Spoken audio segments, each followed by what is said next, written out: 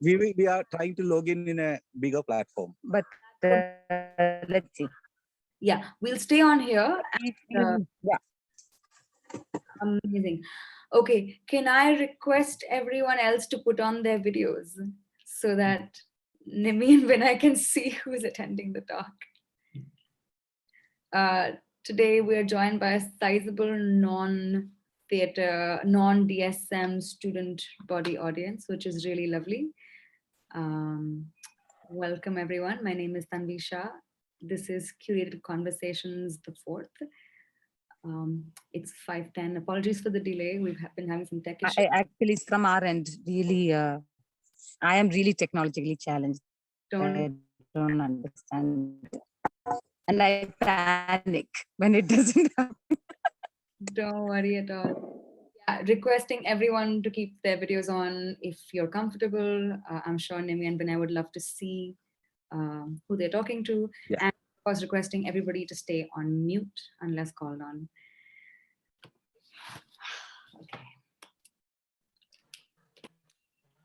Okay. Right. Can we please spotlight Nimmy and Vinay so I'm not the only one on the screen? Thank you. All right, lovely.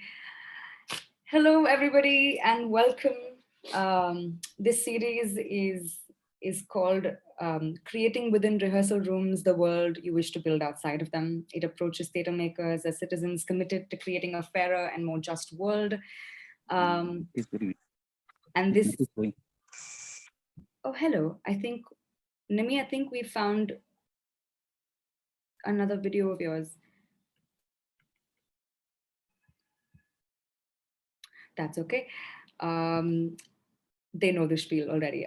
This series introduces different kinds of work culture so that theatre makers in the making may better understand what sort of practices they'd like to adopt, cultivate, and pass on. They will explore their theatre ancestors and contemporaries, talk to and learn from creators who make sense of their world through their rehearsal rooms, and by listening and doing, slowly uncover what it means to spend a life living with theatre. I like this little spiel. We are so thrilled to have Nimmy, Raphael, and Vinay Kumar with us today from Adishakti. People here might have already stayed at and have relationships with Adishakti because it has been quite seminal and very, very influential space for a lot of theatres in India. But for those who don't, Adishakti Laboratory for Theatre Art Research is a contemporary theatre research and repertory company near Pondicherry, India. They create theatre performances and engage in performance research, which enables them to develop their unique theatrical language. We have Vinay Kumar with us, who is the artist director and managing trustee of Adishakti. He leads the team in its quest for continued in-depth research, new performance creation, and inculcating Adishakti's methodology among new generations of actors. He is primarily an actor, also a writer, director, light and sound designer, choreographer, composer, and also, of course, one of the most sought-after teachers of performance craft. We are, of course, also joined by Nimmy Raphael, the assistant director and program manager at Adishakti. She has trained in the dance forms Mohiniyattam and Kuchipudi in Kerala, Kalamandalam, and then has been a resident actor, dancer, musician, puppeteer at Adishakti, practicing its methodology of theatre since 2001. She is also the recipient of the Junior Fellowship from the Ministry of Culture for the years 2012, 2013, and the recipient of the Vinod Doshi Fellowship for the year 2014, and the writer and director of one of Adishakti's latest plays, Bali. Hybridity is a word oft used in Adishakti's work, but to really understand it, may I ask Falguni, our lovely tech support, to share a short video of Adishakti's work and kind of talk us through it, because through this about a lot of aesthetics and the choices that Adishakti makes using traditional forms and contemporary themes and politics. Falguni, take it away.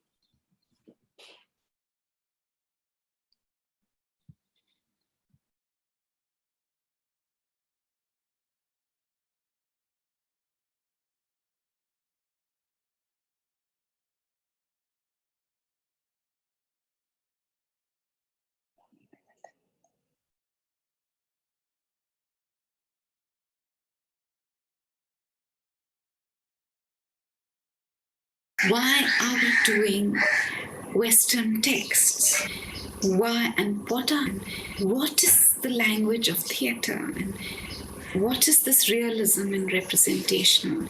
I was getting worried about this urban thing of the language, of urban concerns, and what about the rest? And what about historical India? And where are we culturally? Are we going to be constantly in this, thinking derivatively, always referring to Europe? Arjuna, what can you see in the tree? Huh? Looking into old texts, into one's inheritance, was a way to create this new aesthetic. The eye of the bird!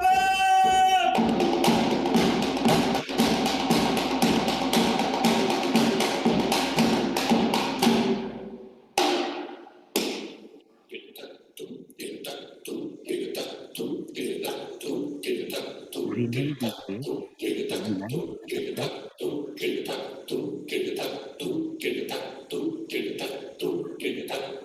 If the nose played a part in the discovery of the past, the eye gave birth to the future.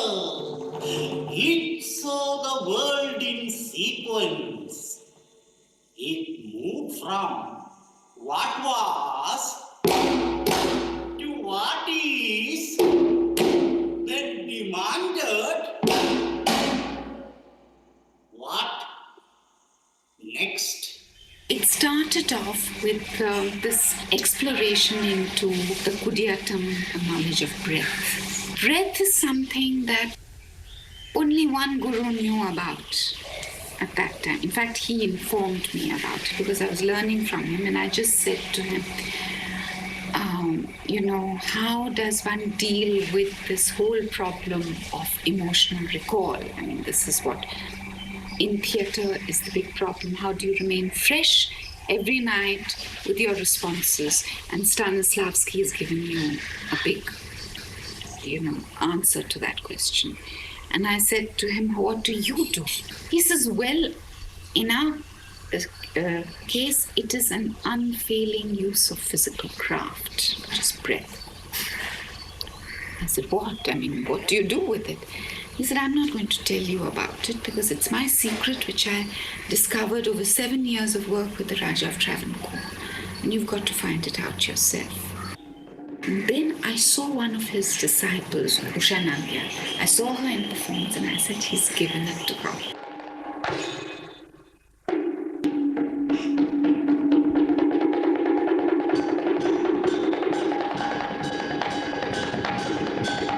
When Usha used the breath, it was really to animate her face, but essentially to create the sattvika, which is the psychological state or emotional state from which this expression would come. It would come spontaneously. You take a long breath and fill it slowly up to your chest area. Then take a short breath onto your throat, push it down. So there will be like a clash of these two actions on your chest. This kind of lock will create lack of oxygen supply to the brain. And that will create kind of emotional state where your face look like you're crying.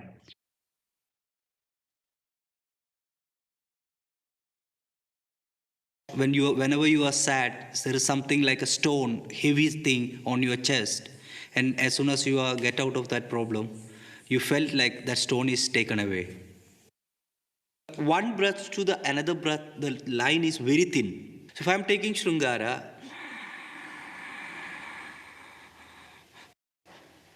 this is the high state I am. Then to shift into Adbhuta is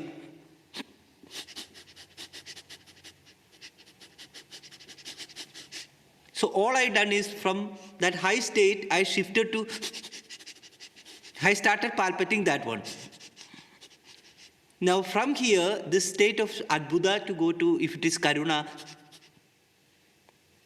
locked it,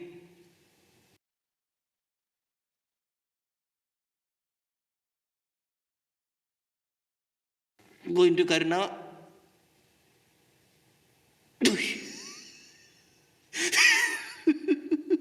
So from that locking state, I just push the breath out to Hasya.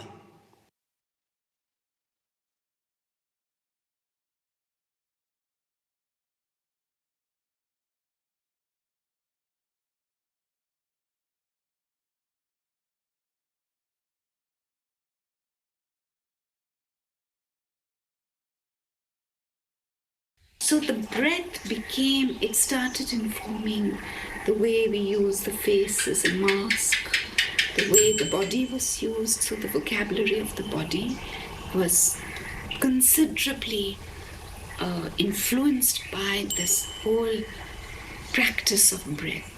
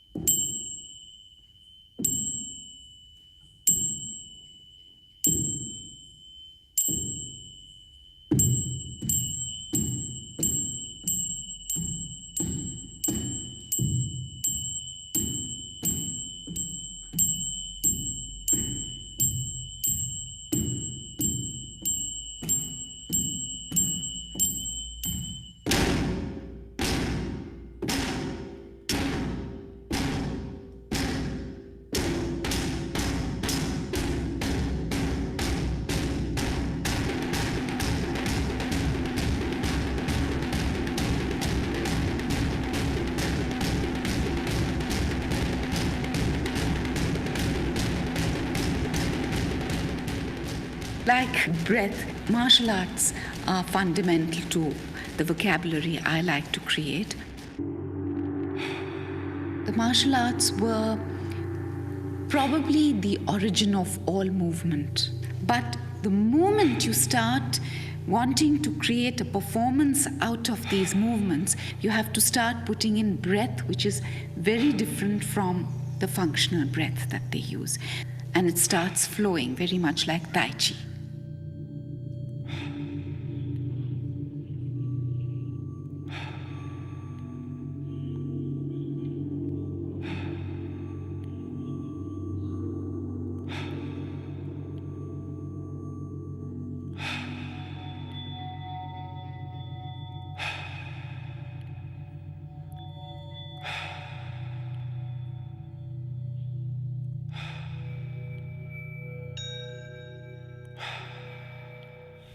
The moments of silence, the transition, the quick changes, evocation of emotion, which it is essentially. But the movement, for us, it became everything. Once upon a time, there was a tiger. And one day, he met someone on the road.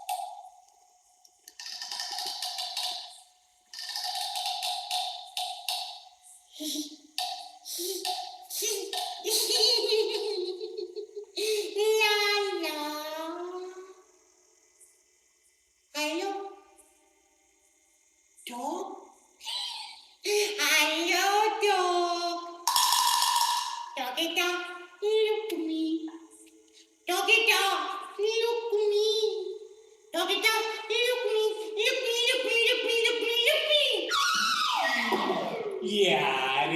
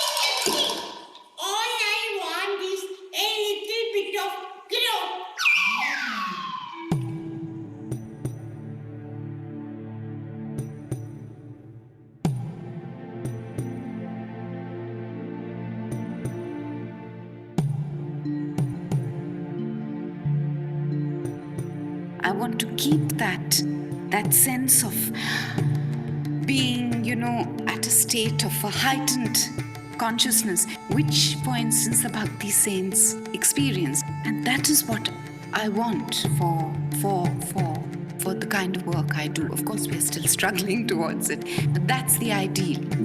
The answer is in being the hybrid, to nurture old knowledges, but also to always be pluralistic, not to be conditioned by positions and ideologies.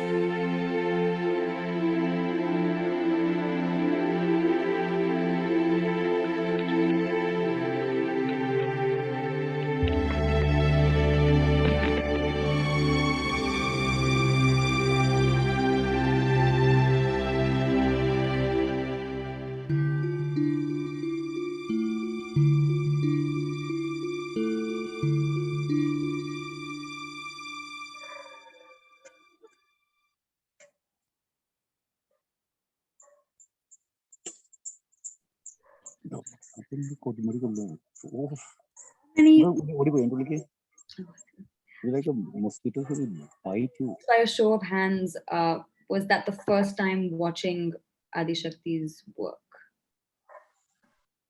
Oh, that's brilliant. Okay, good.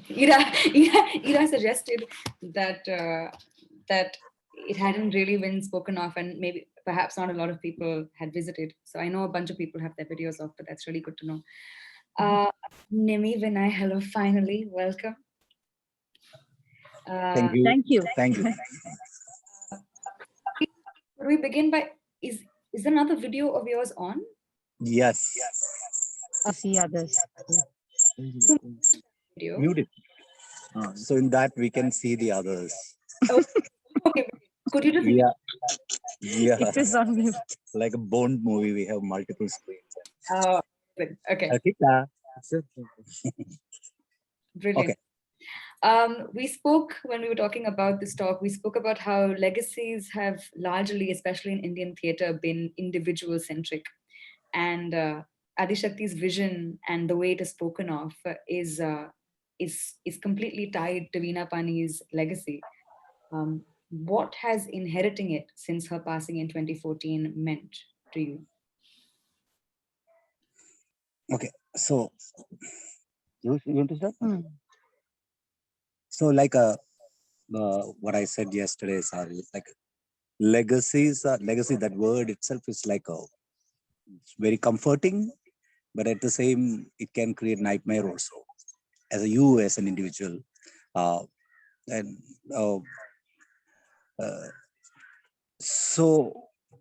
Sorry, I'm just have a feedback. We'll just cut it off. Like even when Veena Pani is alive and we are working with her, the idea is to not to create an individual-centric identity at all. The idea is to create a commune of artists who can, and that idea is that came from a very primary notions of what you need. You're not planning an institution. You are not looking for an institution. All you want is a place to sleep and place to rehearse. That's all you are looking at it. So, and that means like that's a world to you at that given time. And that means you are ready to create as many work as possible. The rest of all are add-ons to that concept. So in nature, even though Veena Pani is directing the whole vision, we seen that it's not individual-centric at any given moment, because we seen institutions that is individual-centric crumble around us, and given enough data to look at that time to how we don't repeat the mistakes. How do we make an institution? How do we build an institution? How do we make it sustainability? How do we continue? So these are something like preoccupation we had it in early stages. I remember one of the meeting is when in Chandralega's house, me, Veena Pani and Chandralega is sitting, and when Veena Pani presented this idea of starting an institution, one of the things Chandralega said to think twice, because the moment you institutionalize, half your energies go in sustaining and maintaining that institution.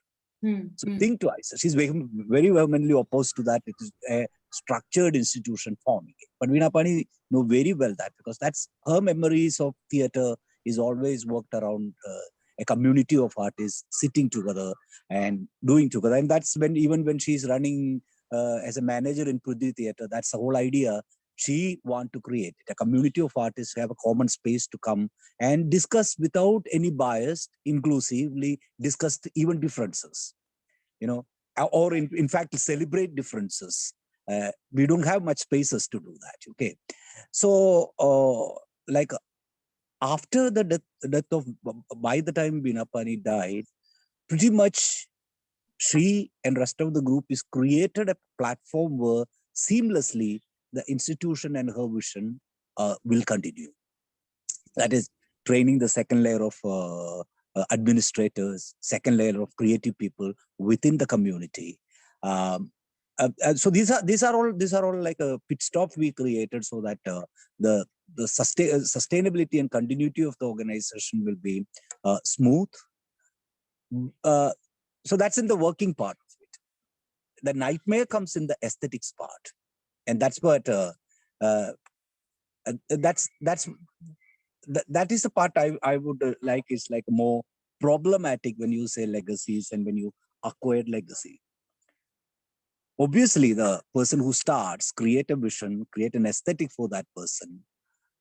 But when the second line of creative people come, it can bind them, because all legacies are hierarchical in nature, or some extent all legacies are feudal in nature, because you love it, you connect with that person in multiple ways, and then you hang on to that. Either you love that, you subscribe to that creative vision, or you want to sustain that vision that is given you so much. In multiple ways, it's all bind, and that's how human nature is. We are all working that way. Nobody is above that. But the problem comes in the aesthetic nature of it. How do the next level of creative work? Are we going to repeat what the visionary is created?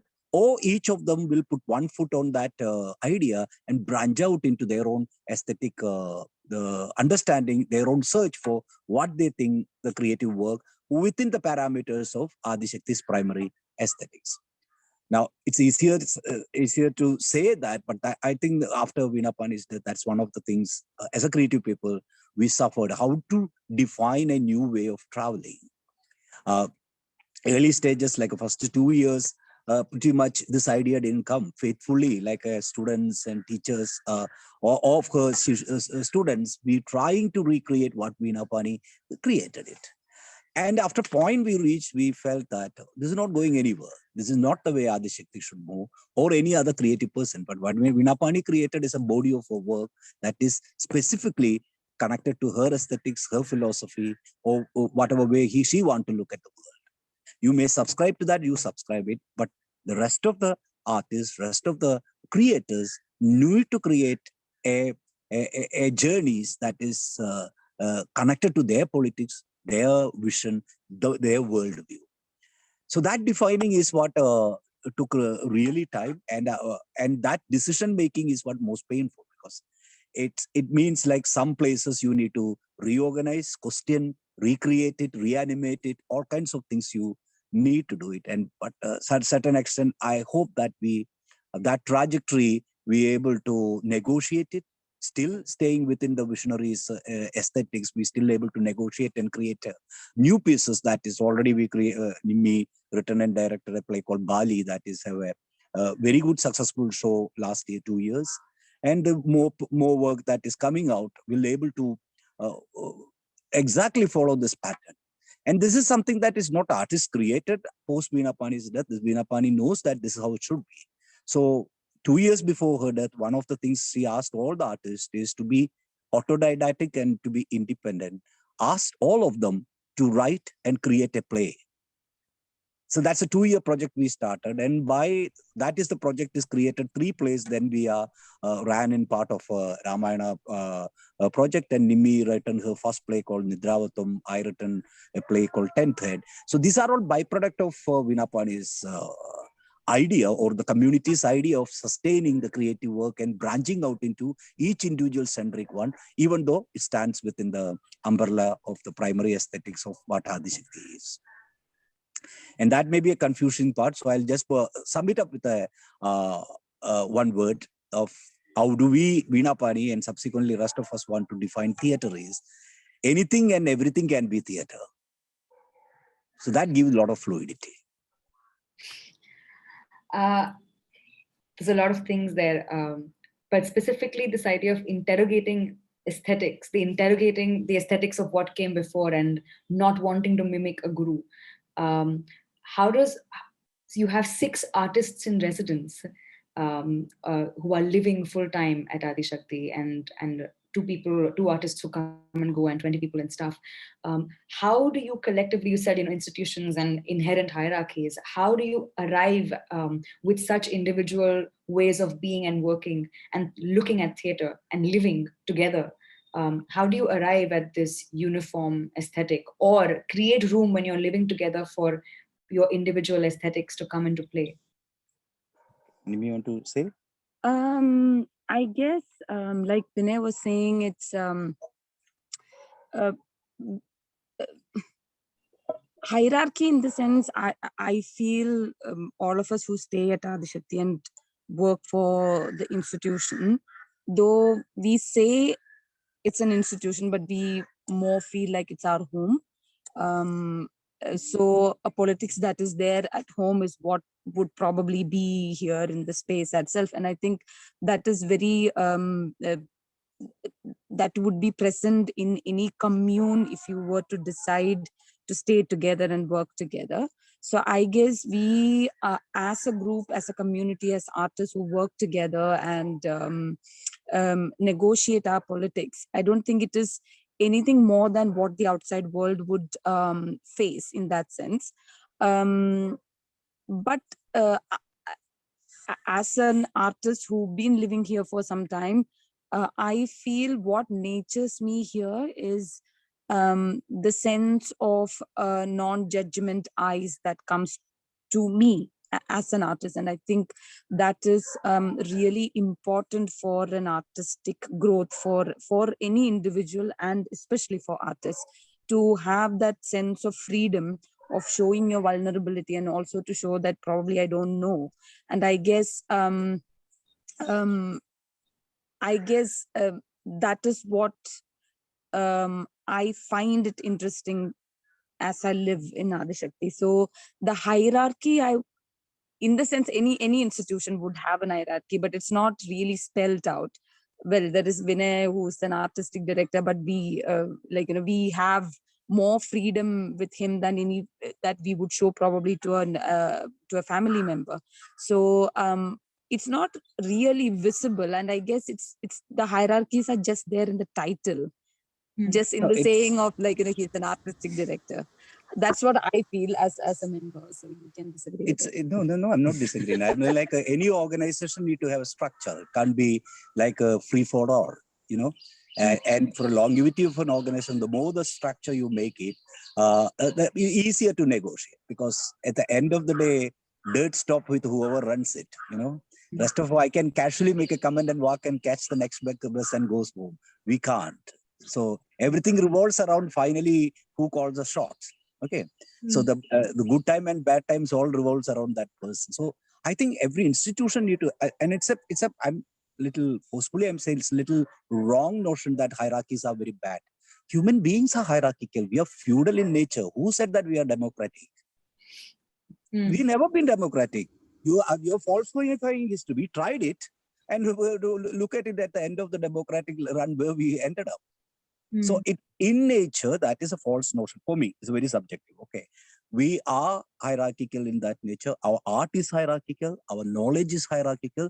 You can read the Haifonda novel and smear at somebody who start with the CH and you laugh at it, in India. Okay. So, and why do you laugh at it? So a certain aesthetics means is hierarchical in nature, how much you don't want to admit or as far as an institution concerned, that kind of structure will be there. But just maintaining that structure is not going to make the longevity of it.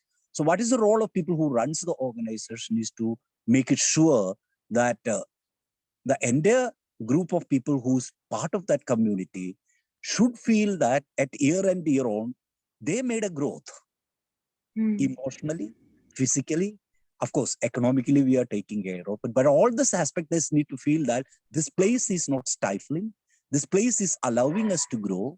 And that's the motto I think we try to do it for the last 20 years. And still, most of our staff and artists are working that long. And all of them are working. Our staff is working more than 20 years with us. They are there from the beginning. And the artists are also like more than 5 years is what that last person joined is 5 years before. Uh, so I just, this is a brick and mortar, you know, at the end of the day, buildings are brick and mortar. If I don't make it sure, or the institution not made it sure that there is a psychological growth in the person who's participating, it doesn't mean that as an artist alone. Even a person who look after a guest house need to feel that this is the place is much better than home. And that's what we try to create it. And some certain extent that most of them take pride in that concept. So hierarchy, everybody knows that it's a working system. Because at the end of the day, that other quality prevail amongst all of us. Because we are all free to just walk out and find out other ways. Why we are even sticking, even after Corona, we almost slashed 90% of the salary. People still sticking to this place is something may be happening to them psychologically by being here. It's amazing because the last conversation we had, the last curated conversation was with a performer who was a performer creator and was a solo performer creator. And the conversation was about how do you create and perform and carry a vision from beginning to end as a solo performer. And here we're talking about something completely different, which is the ensemble. And Nimmy, the last time we spoke, you said that the ensemble is dying. And this is really interesting. The Adishakti model is really interesting because repertories are so rare in the theater, in the theater culture and the ecosystem in India. And then residential repertories and people who live together and have been for several years, if not decades. So what has the living together brought? What has this incremental way of working together while living together brought Adishakti and its own language and practice? And what does that kind of longevity bring to this aesthetic and this language that is being created constantly? I guess here I would probably talk as an individual artist who's been in Adishakti for some time. I guess what interests me in Adishakti is that I can see a real sense of growth in myself as an artist. From the day I arrived to the moment that I sit here, it's a sizable growth. And I remember Vinapani telling me that you being an artist is really secondary. You have to really develop yourself as a person, as an individual, in order for you to reflect the same sensibility on stage. So I guess living in a space is also about sometime it's like doing housework. You know, when you're a housewife, when you're doing, if you're washing dishes and if you're doing other stuff, it's not really seen. It's not for anybody to see, but the work is done. And for me, sometimes it feels like that. You know, you're polishing your sense of the craft and what you are as a person, and it is an everyday negotiation, and you do it tirelessly every day. And I guess the only reason why you do that is also because you can also see what it could bring. And there is a huge gap in the sense of it's like, it feels like maybe at some point you will get there, or maybe not. But the brightness of everyday work, every day doing the craft work, doing the same thing, is also about polishing oneself to become what you have envisioned for yourself as a person. And I guess for me as an actor, when I work with other actors with me who I have been working for a long time is a sense of comfort, really. Also, I don't really feel that I am in a position of competition, in the sense of I can really show or tell I don't know, and I don't have to say or think that the other person is going to think that I am weak because I'm showing my vulnerability as an actor. So I guess for me, working together is also about nurturing each other, of that sense of strength that we build together.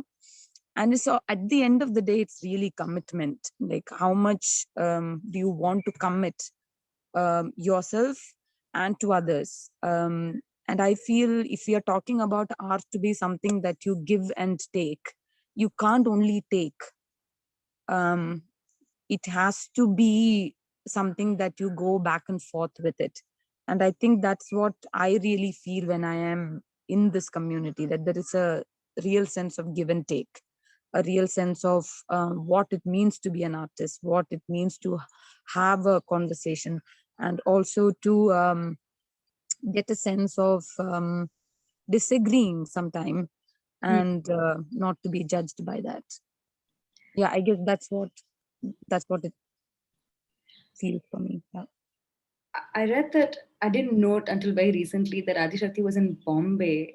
It was located in Bombay in 1981 and then only moved to its current premises on the outskirts of Auroville in 1994. Yeah, that's right. That's right. And for so many people, this sense of nurture from Adishakti comes from its remove from the urban landscape. And I'm just wondering, how different would it be if it was not located apart and as a bubble of its own, in a commune, in a world that is separate, but if it was perhaps in the heart of a kind of cultural ecosystem like a place like Bombay, how different would it have been? See, we are working pretty well in Bombay at that time. But what happened is the moment, if you are purely looking at a play production, it worked to a certain extent.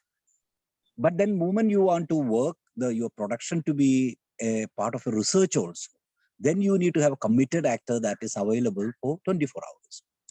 Now you need to look at it in a way that every performance methodologies are world over is a byproduct of a director's intense urge to have a communication with his or her actors. So all performance methodologies are a byproduct of this intense urge every single director in different times felt. Okay, from Grotowski to Mayhol to Arthur to Stanislavski to a little bit of Asol. So it's that evolution of methodology is a kind of way where director started a conversation with the actor.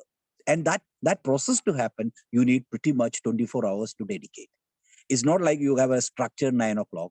I'm like, earlier used to be, I get a 2 o'clock call, Vinapani get a suddenly idea, and you need to go there and discuss it at 4 o'clock. 4 o'clock at night. And that used to be fun because I think we are losing that kind of dedication. There is nothing all the time. You eat, you sleep, means like your preoccupation is what the ideas that is evolving. Then what happened, the trajectory of play production is then heavily depend on the kind of research you do. It's not that you take a script and work, rather you take an idea, then write the script. So one of our production is called Ganapati. The first idea came that, why can't rhythm be a replacement for text? Can rhythm speak exactly like a written text? Multiple permutation of played rhythm, can they communicate with people? Because at the end of the day, we need to find out that the ancient communities communicated the entire idea through playing talking drums. So it's not that the dialogue or conversations never happen.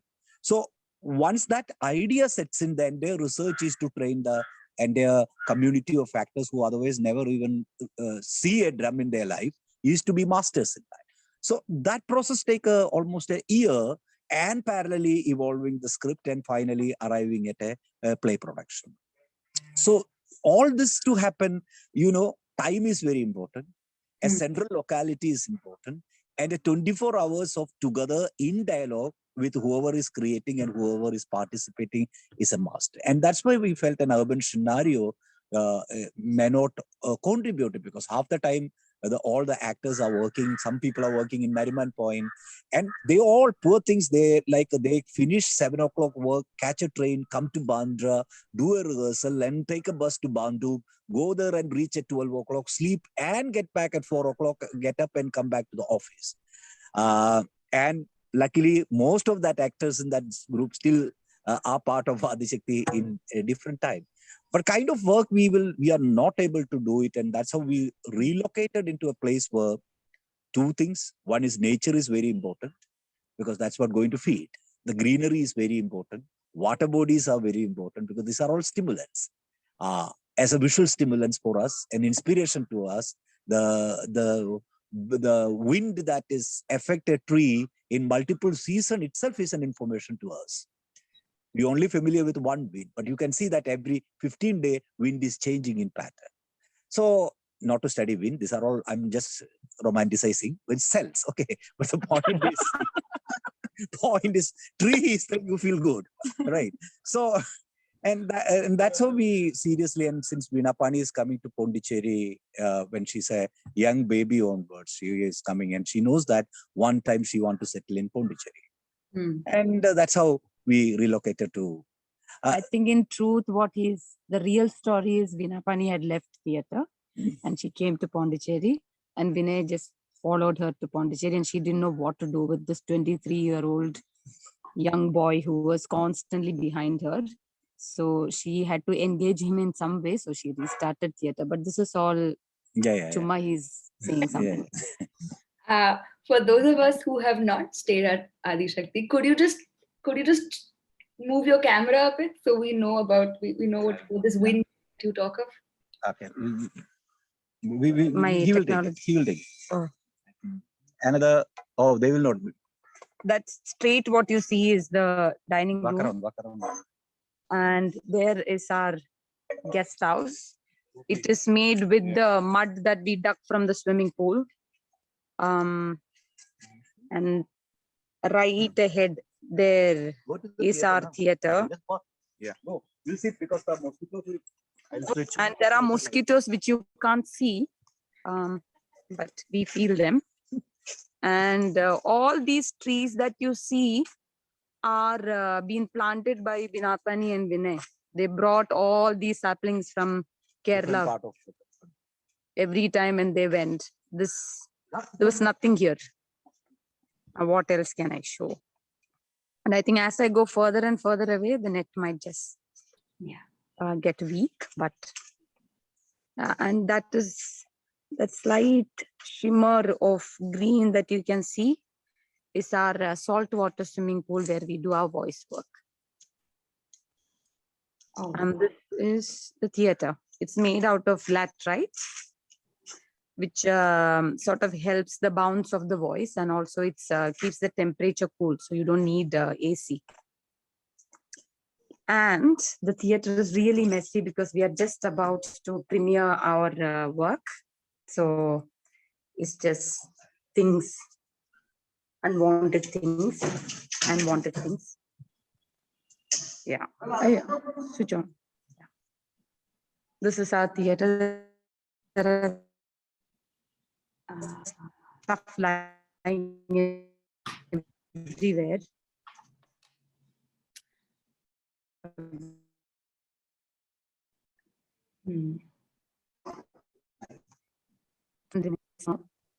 You've got 70 lights. Nimmy, we're slowly losing you.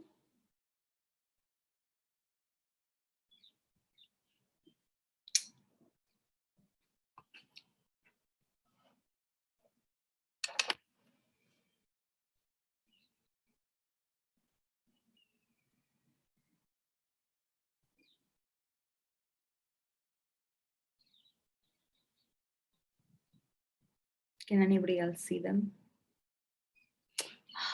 I think we lost her. You. Hello?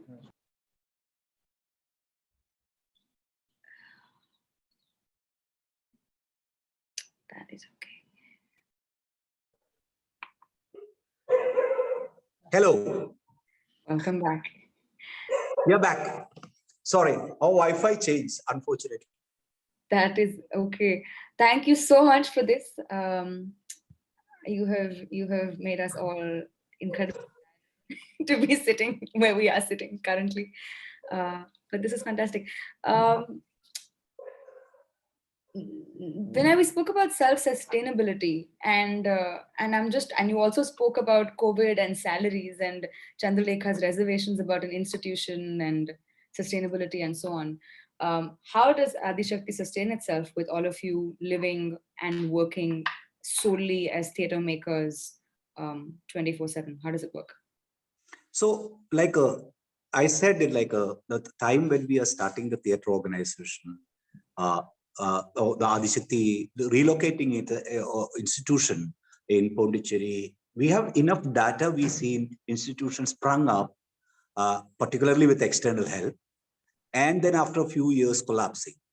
Okay, and I would say that these are the glorious period where we have lots of grants are available in India. Okay, a generous amount of grants are available, and a lot of organizations came, and even Adishakti early stages received some grants as a support. Like this theater is built from Ministry of Culture and Ratan Tata Trust, so on and so forth. But we know that unless we don't create an economical model, it will become impossible, because there is a limit you can beg for grants. You know, we virtually every organization is annually goes and begs and write proposals, and after a point it's not working, and we know that somewhere we need to start the self-sustainability model, and that's why in the early stages, every money we got it, even the personal money artists got it, we pumped here and created the infrastructure. Because nothing is your room will get a rent and you will never go kaput. You will run, you will sustain, you create 7 rooms, you just rent it out. That money is enough to do. If you're really passionate about doing theater, you will never, you can't have complaint. You have a space to speak, you have 7 rooms that bring your money to give, have the food, and then you will sustain it. So that is something we talked about it and started creating it. But as institution grows, so as the demand came into picture. And that's why one critical point in around 2007, we decided now we don't beg for any grants. We need to, institution need to stand on its own. And by that time, like our 30 years of our research also come to fruition into creating a method that we can talk about as a part of actor training. So we thought that why should not we launch the series of workshop for the actors, and that's why the first workshop is launched in 2008. We started, and by year, what happened, that workshop is grown, our teaching is grown, the infrastructure around that created started bringing people who travel, artists who comes, or the residencies started growing. And so pretty much like 80 to 85% of our need is started generated from the organization itself. We are like a lot of Airbnb booking also. We started visitors coming into our places, contributing residencies. So we created an economical model that otherwise will able to contribute at least 75% of our need.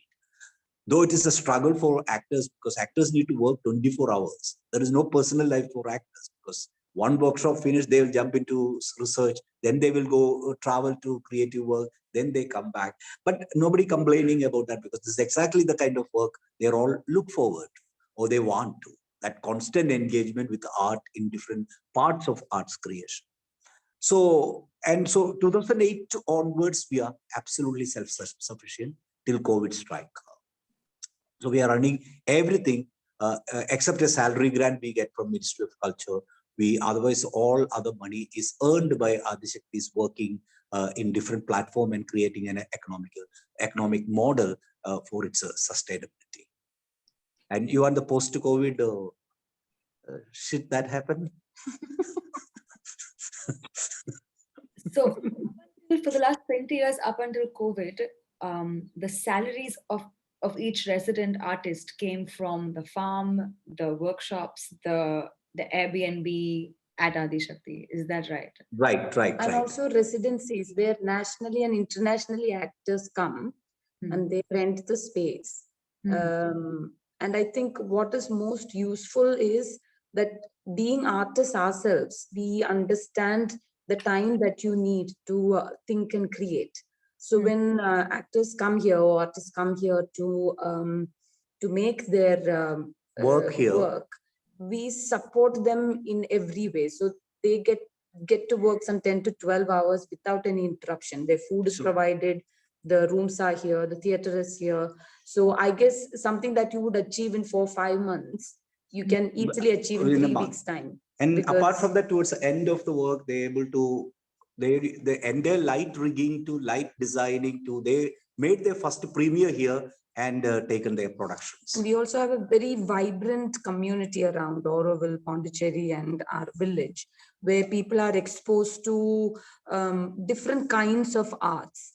So when residencies happens, if the group decides to do a premiere, then it invites all kinds of genre of people to come and watch. And I guess that is where we truly become multicultural. We are really living in a space where we feel we are in the middle of a lot of people who think very differently. So there is a critical feedback that you take, which will obviously, which will result in enhancing your production. So I guess that's also the reason why we do get people who are interested in residency. I'll just add in a small piece. Yeah. Like as a theater artist, it's very, very difficult to sustain when it comes to economy. How do we work out the economics of theater? You know, or that is as a group or an individual, because options are very limited. We are not like we can get a box office collection that is going to sustain it. You may do 20 shows and then there's a dry spell. So it's something that we need to start looking at all the other avenues to generate money. That is going to support. So we need to tell this like theater is my passion. That's how we try to, because otherwise the other side look very brighter. Temptation is very high to jump onto the other bandwagon, you know. So, but you need to keep reminding yourself is the idea you started is much more greater in value system than the other greener side you see it on the all around you. And that's what I think moved us to cling on to this one. Because there is other options where you can, cinema is an option, TV is an option that you go and you may never come back. Okay. So like as an independent artist, I have a freedom to go. But moment I'm part of the organization, I think that liberties certain extent will go away from you. Not because of somebody is imposing, you self-impose that liberty.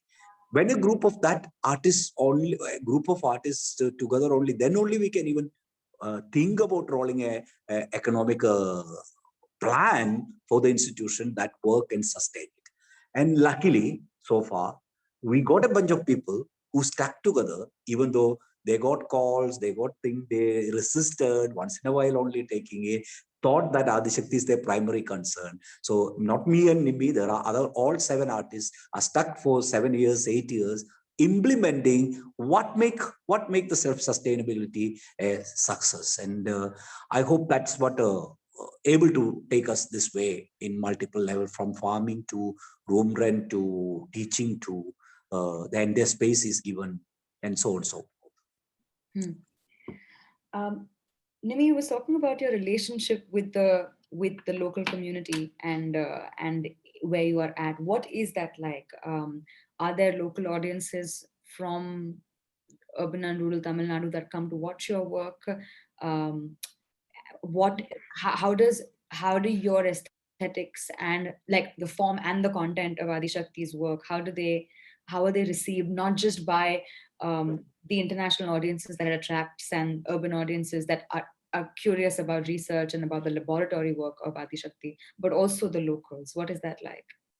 I guess the moment Vinapani and Vinay moved to Adishakti and also was thinking about establishing a space as this, I think the primary concern was not to alienate the space where you build your institution. And I think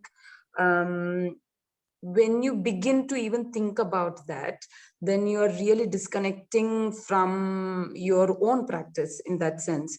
So I guess we have, in our own way, have tried to bring in the people who, we have 3 villages around us. So we go there, publicize any performances, any lectures, anything that happens at Adishakti. And when people come here, we have made it sure that, it's been a struggle for everyone, like, with the economics that is present in our lives, for people who are daily wages, to take out that money and then come and pay for the ticket would really alienate them from coming to Adishakti. So we have completely given away the idea of ticketing our shows, so that everybody feels part of the community. So we don't ticket our shows. So the movement actually have started from there. And obviously that would mean that we have to find a way of working that economics out of, if you don't ticket your shows, how do you bring in the money? And obviously that means like putting away a little bit more of your free time into bringing in some more money to Adishakti. So it's not about questioning them as to how they have understood or what they have understood, but the sheer joy of villages coming into Adishakti, and then there is no sense of segregation, that everybody is sitting together watching something that you understand and you may not understand. Sometimes, complex things takes time, and the only way of making that movement forward for any individual is to expose to whatever that you can bring to the community. So I think that's where we have really opened our space for people to come in, for anybody to walk in and then watch the shows. That is one of the very primary steps. And the impact is like from villages, the best story to tell is the person who currently advises on the farming technique is the boy who used to come regularly to watch the performances. And his mother used to work in the guest house. Then he went and studied botany, he studied in Germany, he studied in Israel, and he's one of the biggest advisors for alternative farming now. And that he comes and do that. That's second, third generation of people who otherwise come to play in Adishakti's campus with their mothers are grown and think that Adishakti is an integral part. And when we say, can we contribute something to your advice? They said, no, Adishakti meant something to me. When they say that, I think that is the kind of identity they have, or Adishakti is imbibed that identity in their life. And that's make us our work much more, to tell you an example, actually, in 2010, we had that huge, big storm that happened with Thane. And more than like sort of 70% of our trees were down. We had people coming from all 3 villages, and they helped us put the trees back in 10 days time. And overall took a year for it to clear. So the commitment that they feel for the space is also not monetary in that sense. I guess it comes, audience, it really comes from a very emotional space for them. A lot of people who work here, a lot of ammas who come here, they say that this space feels like more home. So I guess it is a really an emotional space. And like when the performances happens, that like it's not about, again, like Nimmy said, not understanding. Just coming here after finishing the work and coming reminds them is like going into the old cinema theater. So it's a community activity. And from there, it's like started like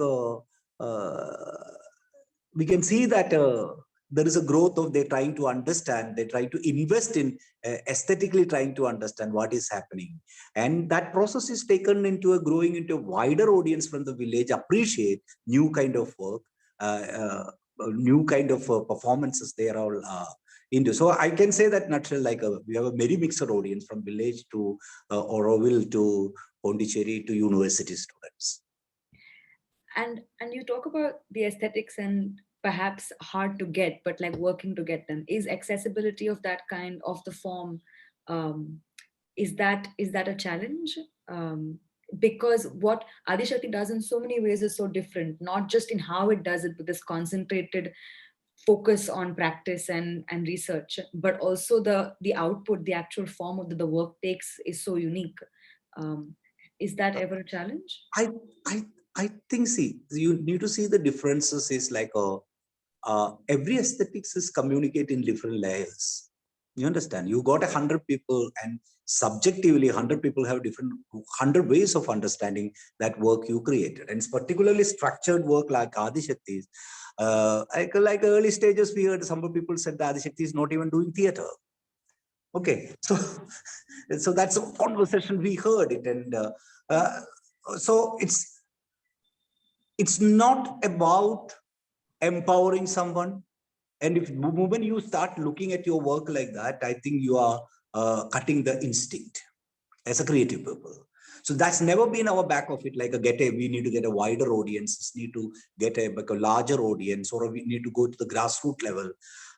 That primary idea has been never created in our work. But a lot of time when we present our work, it communicates in a conceptual level, it work. If it is nothing, the fear, physicality, it's work.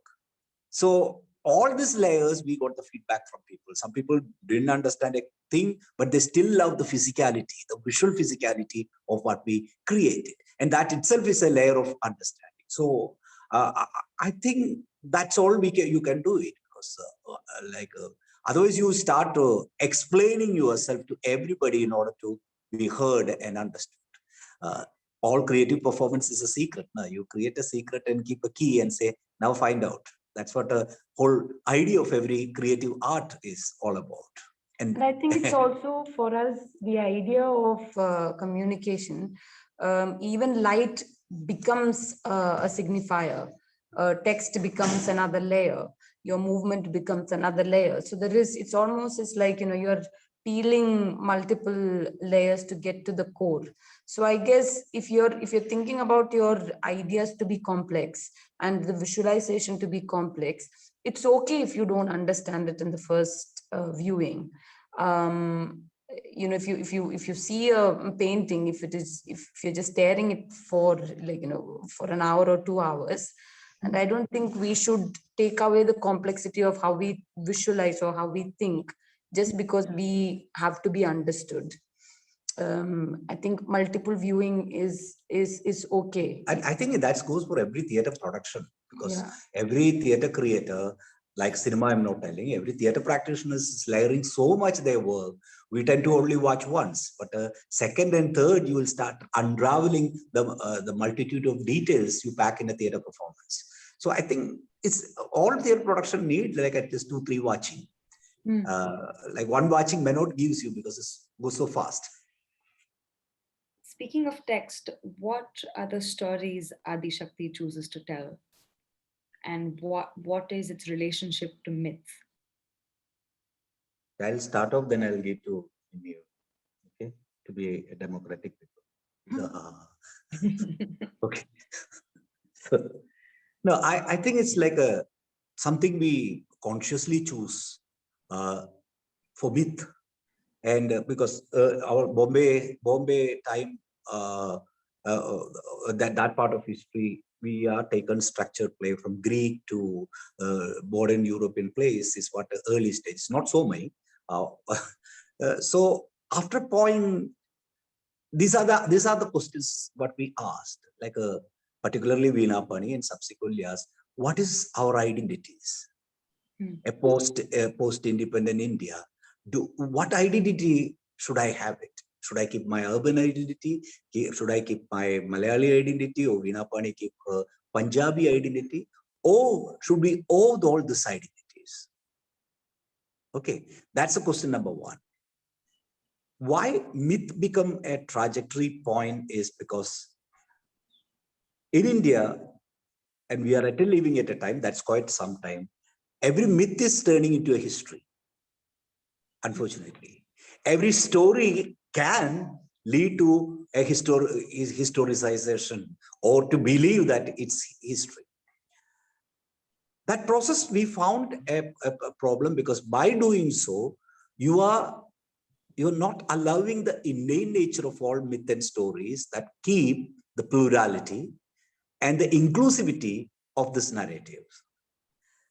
Now, when we talk about myth, we have this confusion of what now, or what the so-called word called contemporary.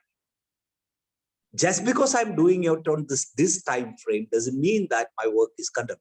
All you are doing is somebody living in 2021 story you are telling. All stories become important in this narrative because it discusses about ethical values. It's talk about reasoning, talk about rationally understanding, and the conflict of what we call this value system, okay, and the collapse of the value system. In that sense, if like yesterday I spoke to you, in that sense, if you look at it, 300 years ago, more concerned about collapse of ethical value than now. Okay. We think we are contemporary, but our ethical concern is nil, almost nil. We can hogwash everything and smile at it, even though ethical concerns are collapsing as a humanity. So for me, the notions of contemporariness is not time frame, but rather what is the argument is all about. So when we look at myth, you will see much more cohesive engagement with the ethical and philosophical value that governed us, or that is allowing us to control each other and be too civil to each other, is what collapsing. And you can see it around, just look around. Where is ethical value? Ethics is the last thing we will be talking about is 2021. And this is what contained, this is what made us the whole argument of reasoning and rationality's basis, this ethical value. So for us, this rescuing the story and telling that, yeah, there is a great debate on ethics, is the great debate on dharma, is the great debate on hybridity, is the great debate on inclusivity, is the, why can't we look at the stories? By doing so, certain extent in our own way, the appropriation and historicization of a story in one way, at least from our point of view, we can say that that's what we need to get engaged in it. We want to retell the stories. We want to create multiple point of view of the stories. And it's much more exciting because the complexity of subject dealt with each of this character. I don't think you and me in the contemporary times is as complex as that. We are very simple, very predictable. We just need to be with one person and we can predict what that person's motive and where it is going, how it is taking all that. So it's not something that we can boost off it as a 20th century, 21st century people. So that's what turned us into looking at characters. So like Bunapan is one of the early work, like Brihannala, and it's the character. If you take Brihannala as a concept, is talk about the concept talks so beautifully. I think most of you know the story. They have a curse and they need to go 1 year in exile, and they all went in. They choose a role or choose to be what they secretly desired. And Arjuna decided to be the third gender. Now the problem is, the moment he explored that unification of both gender in a third gender sense, the next time when he go into war, he said, I can't. I'm against that. I can't kill, I can't do war, I'm not destructive, I'm inclusive. Then you need to have an entire backstory to bring back Arjuna to battlefield. I don't know if that is an addition, but the whole idea is talking about once you understand the femininity and the male within your body, you will never be destructive, you will be inclusive. So where else you get this argument? There's a plethora of characters that is created, metaphorically, poetically talk, that may be inaccessible, but the ideas they are dealing is much, much more complex for us. That's how our shift into the myth. Then the second generation of creators like Nimmy, who created characters. Nimmy can talk about Nidrautam and Bali also. Why don't you only talk about it? No, I only talk, that's why I give democratically. This is how democracy works. Okay. I know when, to put it very simply, when I read myths, like Vinay was just mentioning, I don't think it is any different from the times that we are living in. It's just that because we hear the names of Ramayana and Mahabharata and Vedas, we just think, oh, it is from a different time. It wouldn't be things that we probably would be identifying with. But as you read them, it's just names of characters and places that are probably very different. But the concerns, the emotions that we go through, the challenges that we face, and the negotiating points, and the differences that you feel, all of those things are very very palpable in those texts that you read. So then what it allows you is of, in life sometimes it's very difficult to do this, but when you read it in a story, it's very easy for you to step back and see everything like a bird, like it feels like a third bird eye view, where you can see connections, and just not only making connections laterally but also making them vertically, where you don't have to really explain why you feel a certain ideas to be this way, and the liberty that you can take in jumping from this to something else. So I guess the complex nature of myth is that way very interesting for me. And when you put it in a language which excites you, which sort of asks you to just push yourself a little bit more in the sensibility of the body, as of like exploring that idea, the challenge that it really puts forward for you as a creative person, I really enjoy that. So it's not really about working with the comfort, it's about challenging your mind a little bit, and then to stay with it for some time, to bring in, allowing the idea to mold itself out. And look at it, I remember Veena Pani telling me to be autodidactic and to write my own script, and it took me a year to find what I really wanted to write, because when you start reading, everybody has something to say about about the stories that are there. So what does it tell actually? This just becomes a reflection point for people, and therefore there are like millions of stories. And where do you really bring in your own identity of that one particular idea that you want to just drop in that ocean of sand? Or to also to be standing out, that needs you have to take it as a challenge, and then to know all of this and just not dismissing it because it is something that you probably don't understand it. So I guess reading it, rereading it, it's also about like learning what it can actually do to you as a creative person. So it took me a lot of time to bring in something that I really wanted to talk about. It took a full year. But then the thing is also the longevity that it provides. The idea that is there. That's the only way for us as theater practitioners to make our ideas longer. And that's where I find it to be really exciting, because we know these stories are there. They are creating their sense of relevance in our lives through the ideas that are present in there.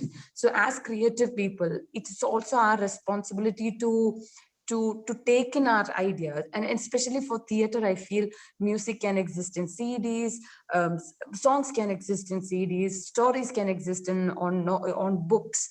How do, as theater practitioner, I as a theater practitioner make sure that my work exists for some time?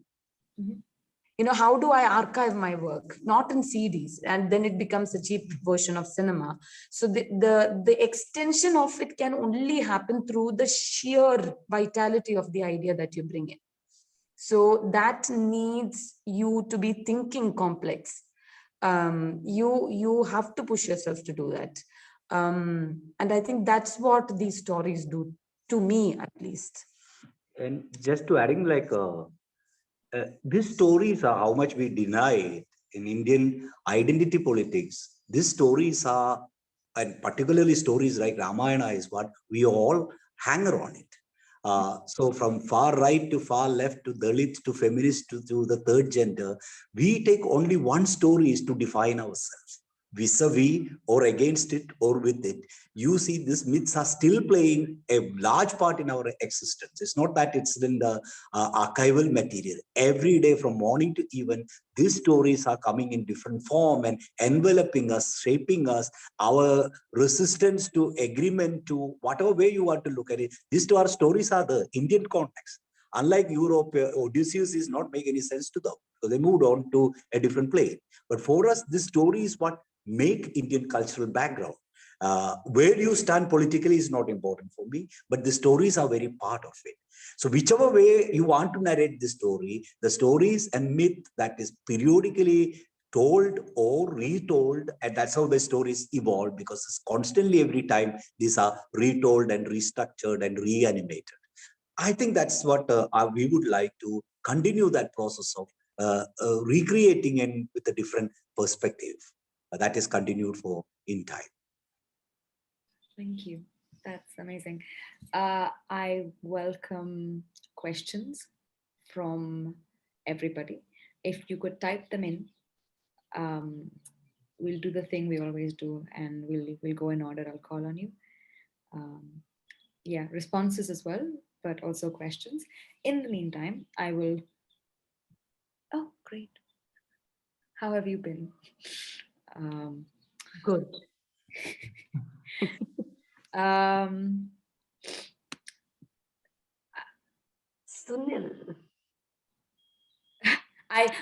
You know what we'll do? I'll try to field the questions so you don't have to worry about. We can share responses later. Everybody's adulations will come in. But if there are any questions, we'll focus on those. In the meantime, we spoke about inheriting a legacy, and we kind of spoke about how you approach the aesthetics and the content and the material and the process and practice and laboratory method of Adishakti. What has interrogating and subsequently owning that legacy meant for you personally and for Adishakti as a collective? Yeah. Again, see, the word when we say legacy, so I'll say the person, okay?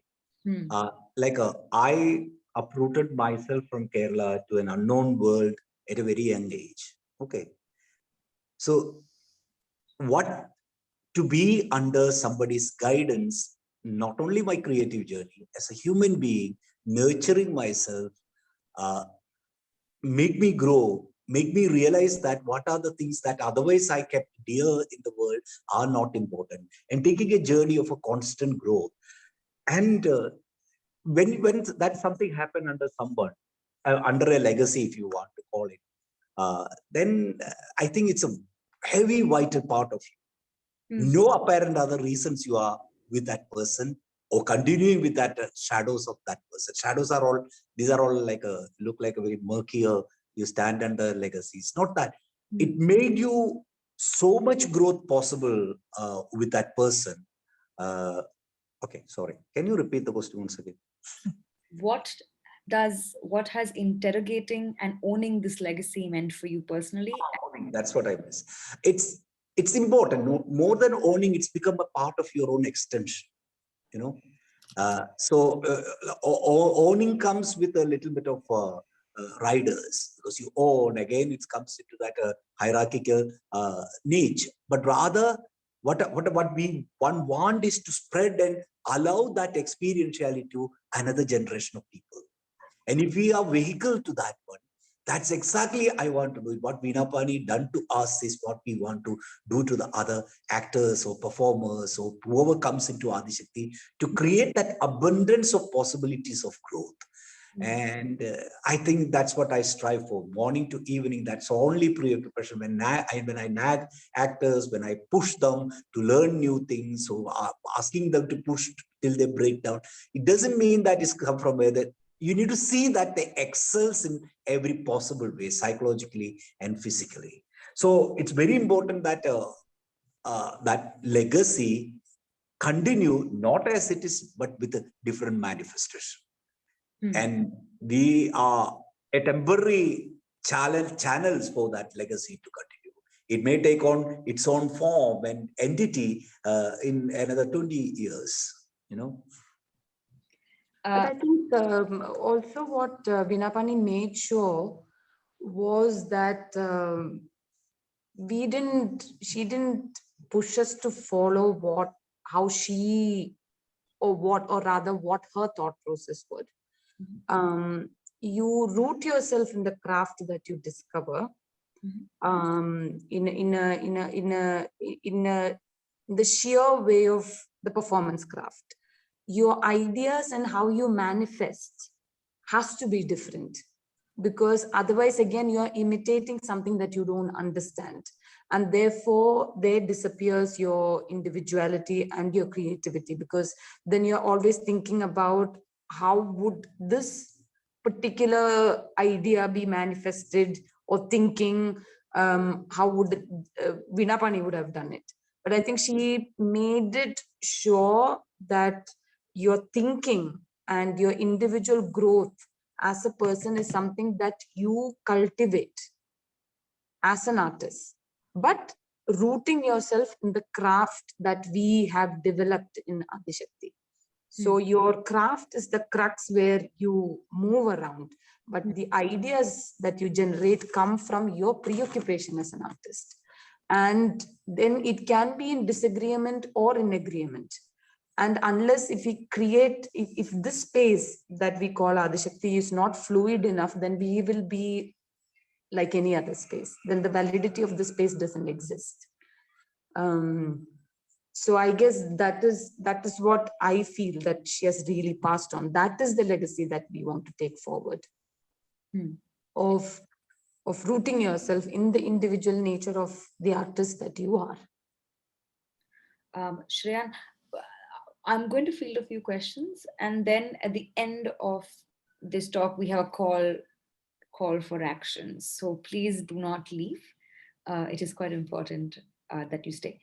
Shreyan asks you to talk a little bit about the Natya Shastra and the Navarasa theory, and whether and if it plays a part in your practice.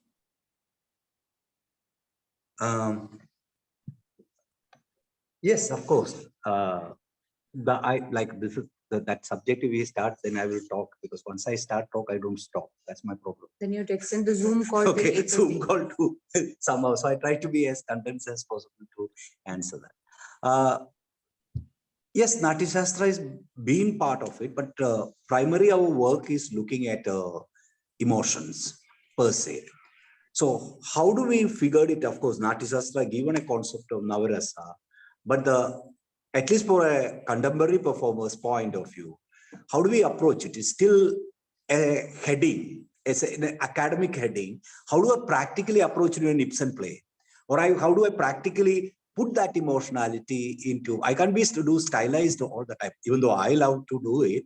But an actor need to do maybe a hardcore Ibsen play. How do she or he start approaching it? So our first deviant is not at all Natya Shastra, but looking at the emotional studies in India, because psychological realism is after points not started working for us. We want a definite craft where 25 times I go stage, 25 times I can kick the correct amount of it to sustain my performance.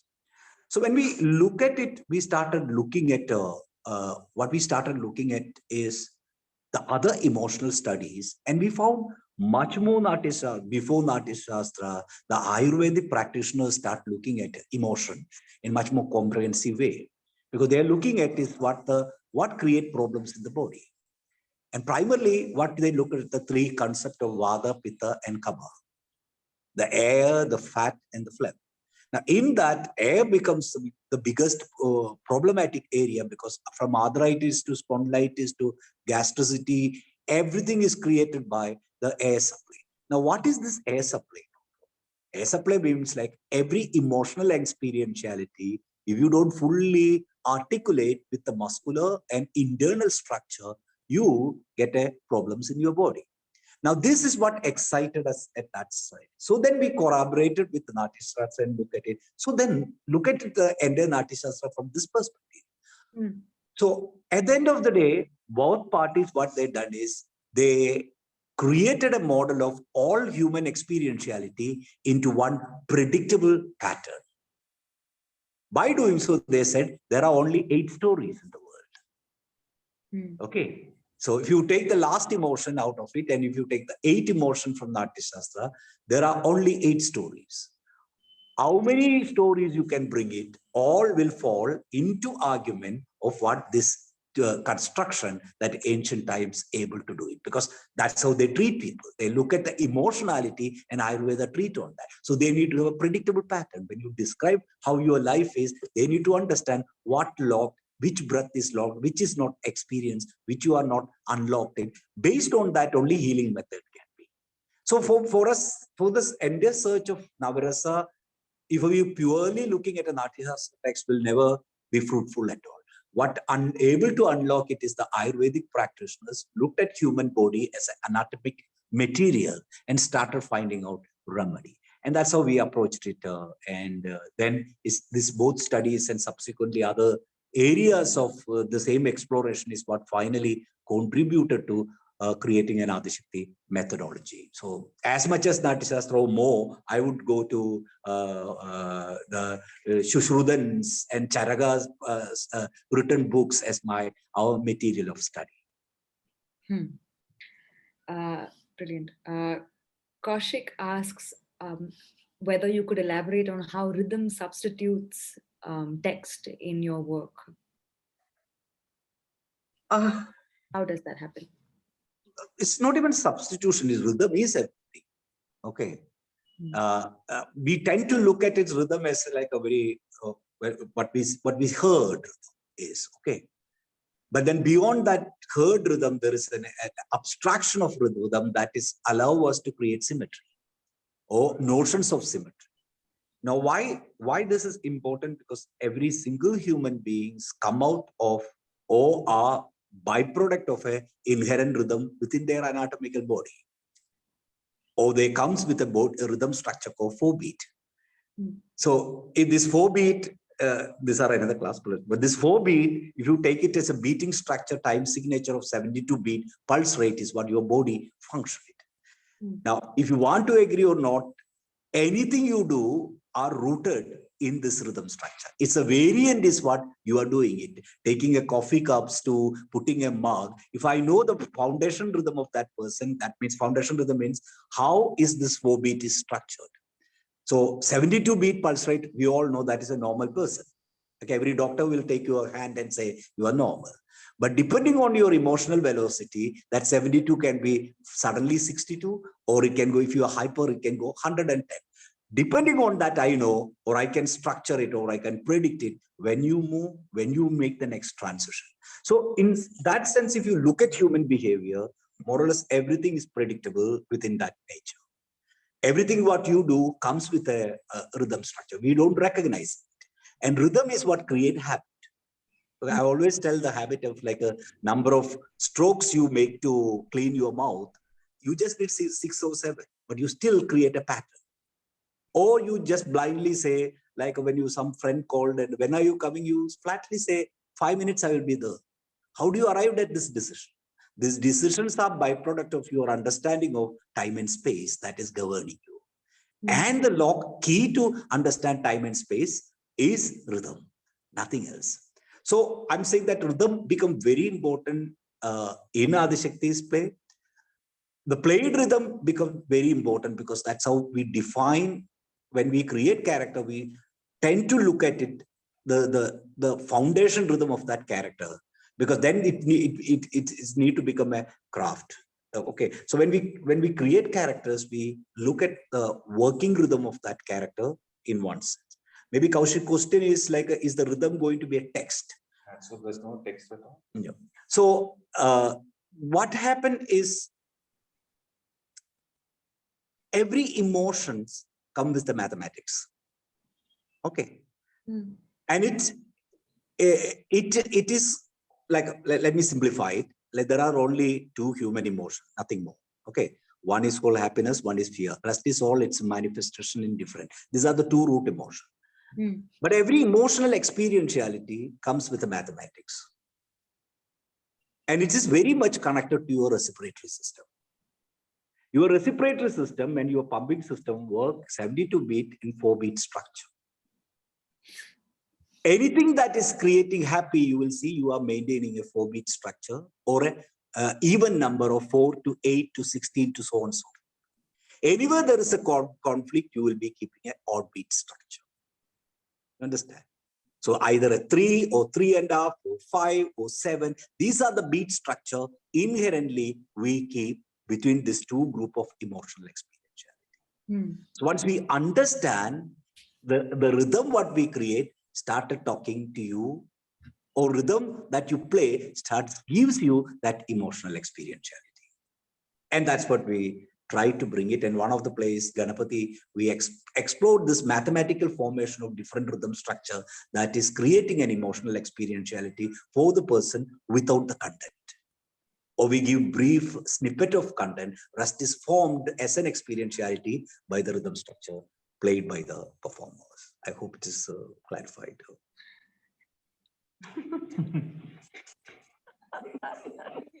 I was not expecting that answer. Yeah, there's so many questions I'm getting about breath and the techniques that Adishakti evolves for actor training that come from breath. We don't have too much time, so I'll take the last two questions. One is, how is the traditional way Adishakti looks at actor training in terms of using traditional forms and focusing on breath? Is that evolving? Has it evolved? Has it changed? Right. But I have a correction again. That's again this whole point of myth and contemporary and tradition and modernity in terms of training. At the end of the day, we are all human beings. We take the same breath, irrespective of which time period you all lived. Okay, be it in the early BC you live it, we are a byproduct of our respiratory system. All emotional experientiality, any blockage to your respiratory system is what translates into emotion. Emotion is a later evolutionary classification, because if I have a respiratory system and if it is not pumping, the disturbance can happen. That disturbance naturally create muscle structure to contract or retract it. This is what we later call, oh, that person is happy, that person is sad, that person is so on and so forth. So what we need to understand when we say classified tradition, when we say tradition, certain extent of validation, we are bringing it down, because so much psychological realism, we used it in order to portray. And my disagreement with that is, you need to understand psychological realism worked to a Europe that is screwed with the 2 world war. There is a large scale destruction. People don't know how to open up it. That's what you go to your therapist. That's the same thing you do. You do psychological realism and you feel good by talking about it.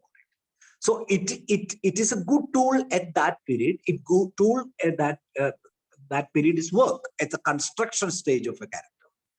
But when the character need to come into practice, into performs, when you enter from the wings or enter in front of a camera, there need to be a craft. The performance is not transformative. That is, somebody is telling that you can be transformed. You are making a psychosomatic person. That person is sick. You need to tell that person. You can't do that.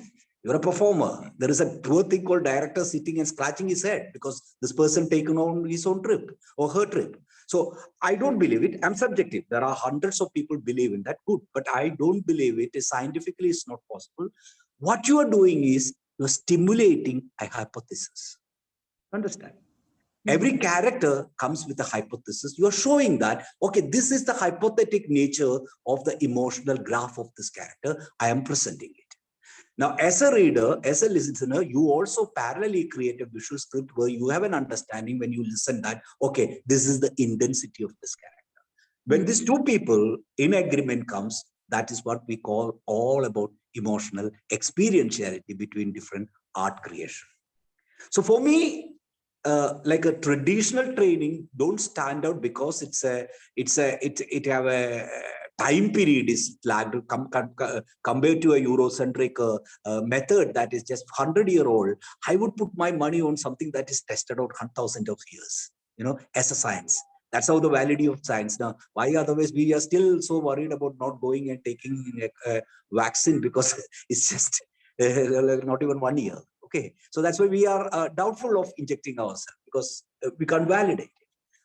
And coming into the traditional method, why it is important again, what I'm talking it, all other systems are looked at it from the perspective of a performance. In Indian system is looked at it to chalk out and mark out possible human reactions in every given context. A predictable system where I can say that if you experience this emotion, this is going to happen. By doing so, I need to have a predictable system. A predictable system that allows me to mark every context of emotional reactions of characters or people who lives in their life system. So that's why it's important. When I comparatively look at this knowledge system, I felt this much more comprehensive. Unfortunately, it's written in an archaic language. Unfortunately, in India, this all comes with a religious practice. Unfortunately, so we tend to step away as part of modernity. That's how we rooted in ourselves in Eurocentric in our knowledge, and Europe went and say, oh, we ran out of psychological realism, so let's go to Orient. And that's the two funny things happened. Okay, so entire Europe comes to here and we want there. But my problem is like, how do we perceive knowledge system? Knowledge system doesn't mean that it comes in a neat and nicely written. Any past, an Indian case, everything for the sustainability. We talk about sustainability. How do I make sure that my children or my neighbor practice? I arrange a ritual towards that. And then I give it to the next generation. So as a part of the ritual, this knowledge system start transferring and coming to the next stage. So certain extent, when we talk about tradition, our aversity to that is because it's our multiple other paraphernalia in terms of religion, in terms of belief systems are covered. If you remove it, and you will see pure science.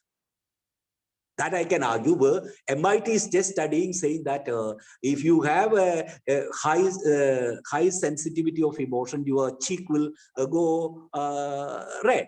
That I can say that is all about dopamine pumped into your body, and you are getting rewards in a modern way. But this is much before done it in Indian systems of understanding. So if you remove all this paraphernalia, what you get is, as per studying last 30s, amazing amount of science that I can argue and make in any other cases. If any other person who can argue from an anatomical medical perspective or from a personal mapping a human emotion, you have that plethora of it. Unfortunately, it's fragmented. It's not like one single book you can open it. You need to dip into like hundreds of material to make a correlation with the other and other. So that's what our work is. What we try to do is to create this link between this multiple knowledge systems and evolve a methodology for performance that is foolproof and that can be applied to multiple genre of performances. If it is nothing, you can study using that technique your own life. How you can be a lawyer, and so most of our people. Participant itself is not all performers. You get lawyers, doctors, or people just walk in without any title also. We don't have too much time, but we're getting lots of questions. So can we do quick answers maybe to a few of them? Would that be okay? Yeah. You can answer, you ask Nimmy. Quick answers, Nimmy.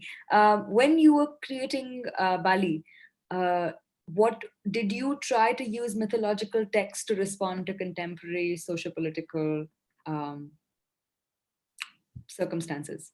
So I guess the crux of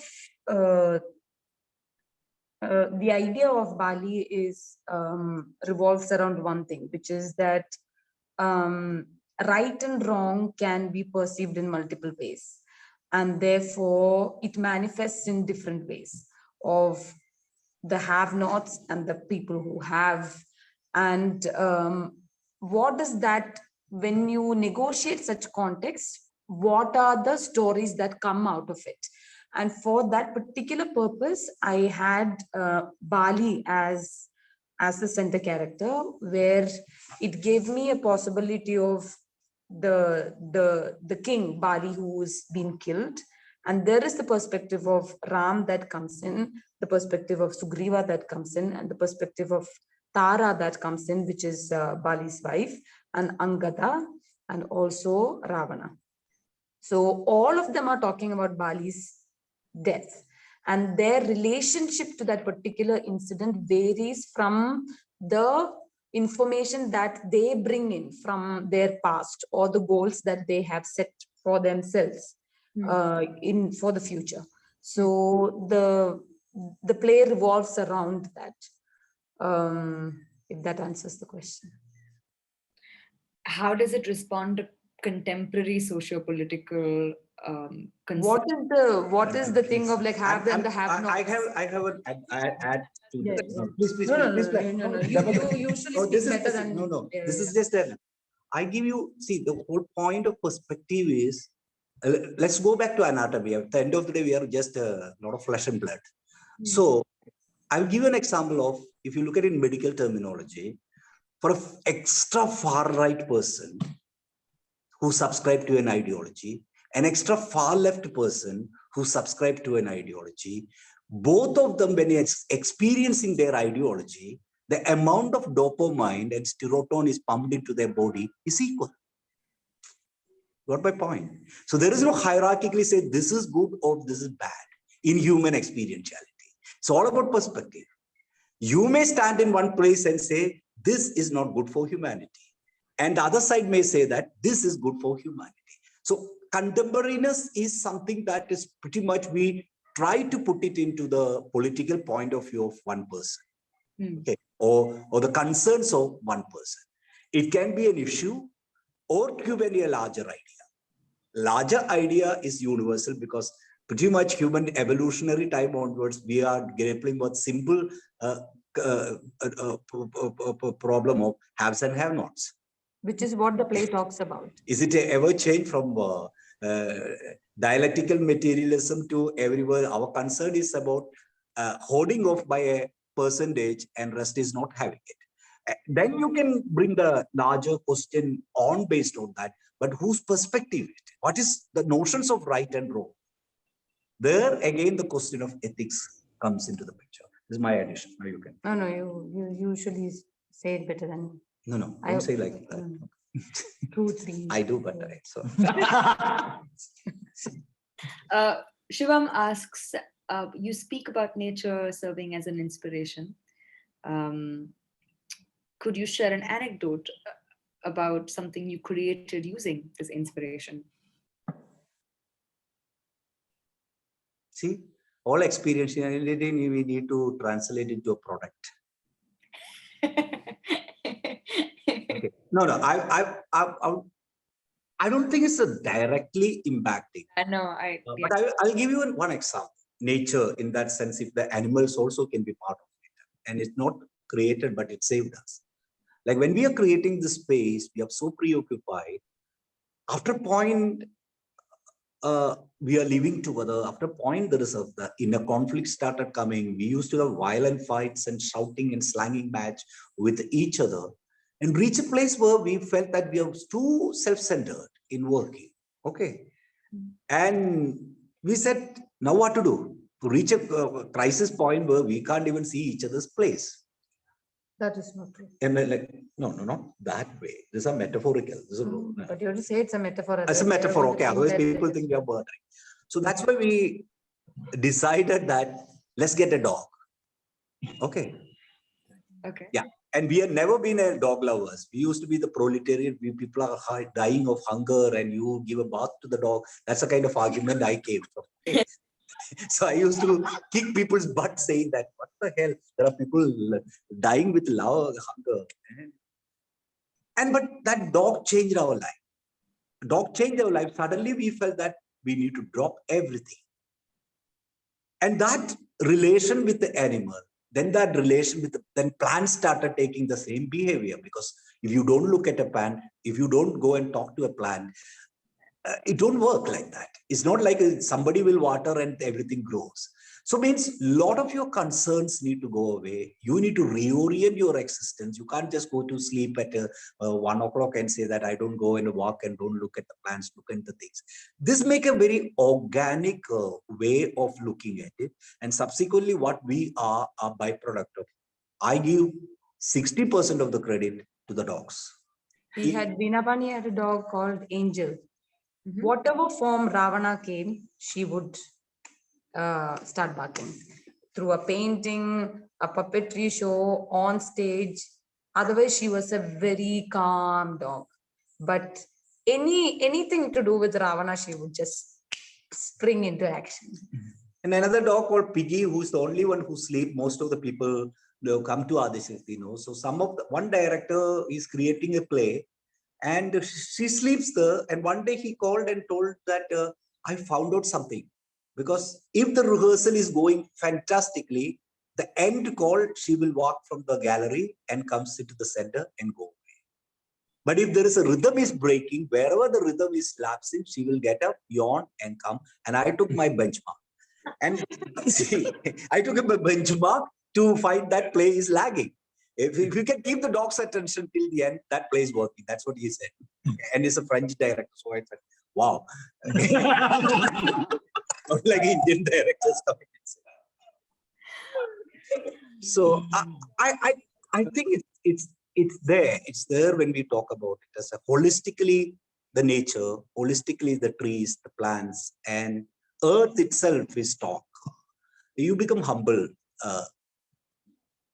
I'm not and that also humble. with nature, changes are not seen immediately. You have to really watch it. You have to watch the slow change, and what that really teaches you is patience. Patience to believe in the craft that you have to do. That's what I find. Okay, last bits. No, let's do it. We have rehearsal at 7. I know, sorry. Last. The students have been doing physical conditioning and Kalari these last 6 months as part of their training. How do you think that pushing themselves to the maximum and going through that pain, which again comes from the traditional approach of training, will help them as performers? Sachin asks this. But if you do gym also, you'll get pain. About the word pain, but no, but what I find that like two aspects. One is Kalari. You want to answer?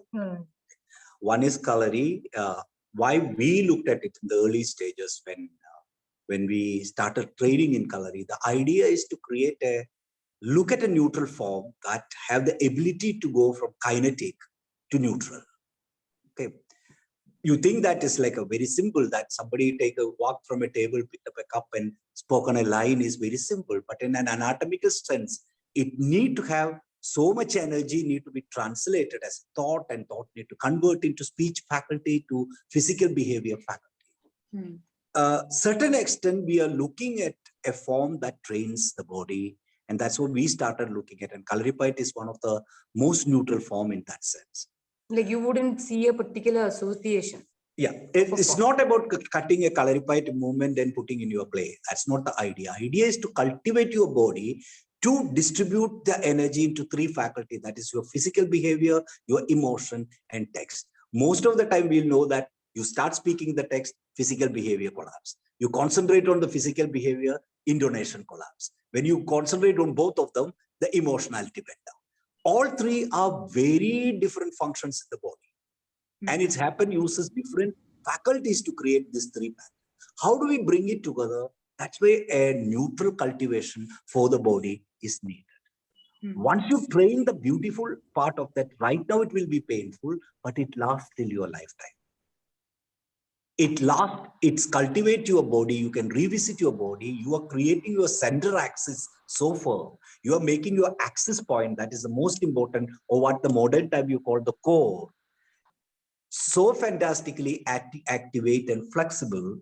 It will be amazing. You will be practicing now 1 year and you will see that even after 20 years, you can do with the same ease. So body become ease. Now I will tell you why the science behind that. We need to tell science. any preoccupation of response, what happens is this two muscle structure tightens up. That is protect medulla oblongata. You understand? That means that is becomes the seat of anger. Any text you speak naturally brings that tension. That means even if you're talking to a lover, you get the sensibility that a little bit of anger is coming because that's how the anatomy is arranged. A body that can relax only will able to unlock it. That need to have a craft. You need to know how to relax it.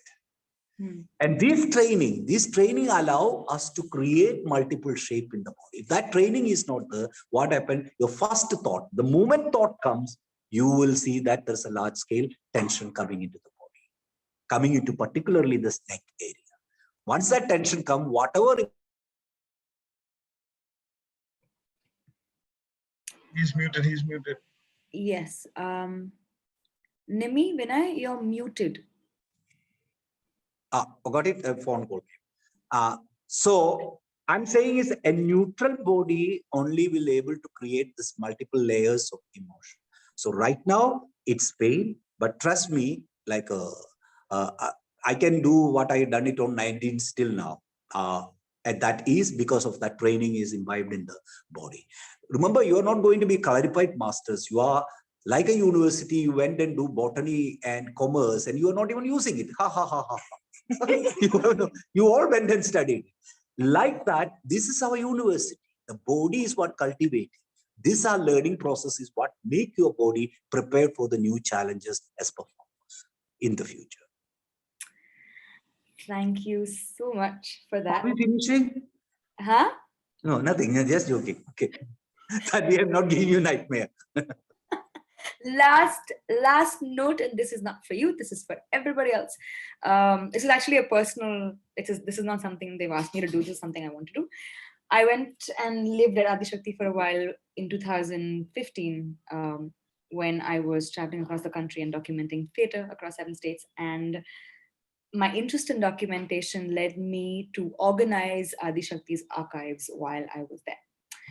And it was one of the most incredible things I have done. I used to run from Vinay's rehearsal of 10th Head in the space to the archive with its hundreds of tapes and watch Chandralekha dancing, watch Usha Nangyar performing, watch them talk about practice. It was really important in my study as a theater maker to have access to that. And what is happening right now at Adishakti is that these tapes are not digitized, and they are obviously, they're VCRs or essentially in a format that is obviously quickly going obsolete. And they need resources to digitize and then make publicly and freely available to everybody interested their archives of hundreds and thousands of recordings, of performances, of documentaries, of their own practice. And so I will put in an email address here, and it is Adishakti, I'm not wrong, right? adishaktiprogram@gmail.com, Nimmy? Yeah, that's true. That's true. If you can yourselves and spread the word, if you find this valuable, because they are essentially keeping these archives for the future and for theater makers of the future. If you find this valuable, would you please consider mobilizing resources on your own, and also spreading the word to interested people to write to Adishakti program, writing that down right now, at gmail.com, and find ways to contribute. They will probably send you some links, some NEFT transfer thingies or whatever. It's really valuable. It's valuable for not just for them, but for us to study from. And if that excites you at all, and if this idea of it's only when you know where you've come from, do you know where you're going. So this sense of history is really, really valuable to us.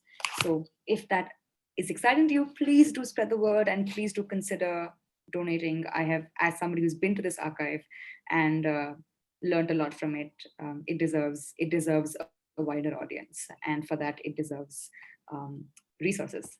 So on that note, thank you very much, Nimmy and Vinay. Could we get everybody on video and off mute so that we can applaud, so that they can hear some applause? Just before that, we need to thank DSM for this wonderful things you people are doing it in this difficult time. So thank you to you, thank you to Jihan, thank you to all of you in DSM to giving us a platform to share what a little work we are doing in this corner of the India and to the other corner of all the other practitioners and non-practitioners. So thank you so much from everybody at Adishakti. Thank you. And could we off mute and applaud because they're in a theater? Thank you thanks a lot. Thank you, Vinay. Thank you so much. Thank you. Thank you. Thank you. Thank you. Thank you so